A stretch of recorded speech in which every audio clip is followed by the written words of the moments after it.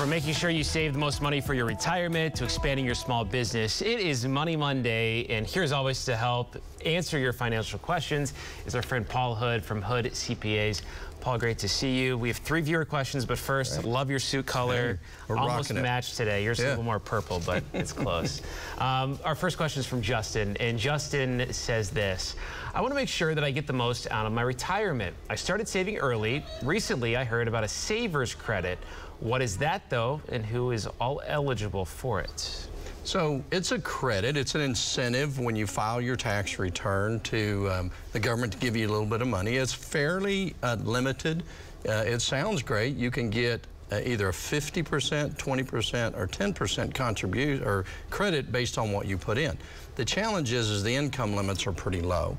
So somebody for 2022 that they're a married couple that makes $40,000 or less can get a 50% credit based on what they put in. So, but it's limited to $2 grand. So if somebody puts in, if a married couple puts in $4,000, $2,000 a piece, they can get a $2,000 credit. The 20% goes up to about $50,000 a year as a joint couple, and then over 60 so goes to 10, and over 68 you get nothing. So it's phased out.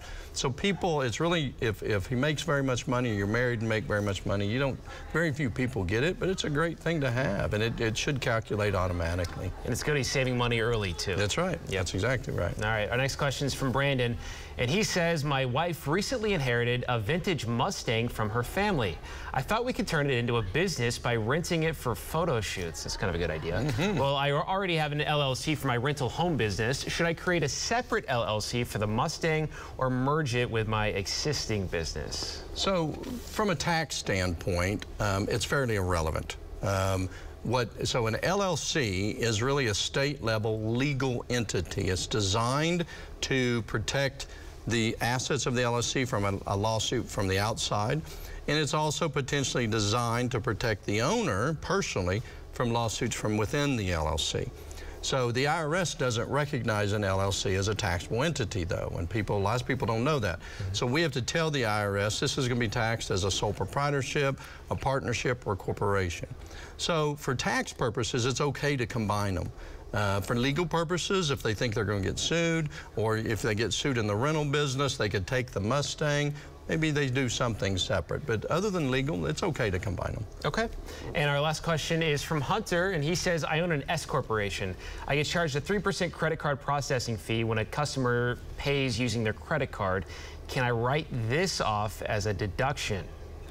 So yeah, anything, the bulk of the Internal Revenue Code, the law that we all go by, is written for people in business for themselves. And so the IRS has or Congress, the lawmakers it has to be reasonable and necessary, ordinary and necessary, and if it meets that, then it's deductible. So even most of the deductions that are available out there are not just written out in the law. So if we can argue that it plays a role to create the revenue that happens for the business, we can deduct it. So absolutely, you can deduct that. Okay, Paul, great stuff. Thanks so much. We appreciate it. If you have a financial question you would like me to ask Paul next week, you can send them to moneymonday@griffin.news. We'll be sure to ask it. Stay with us. We'll be right back.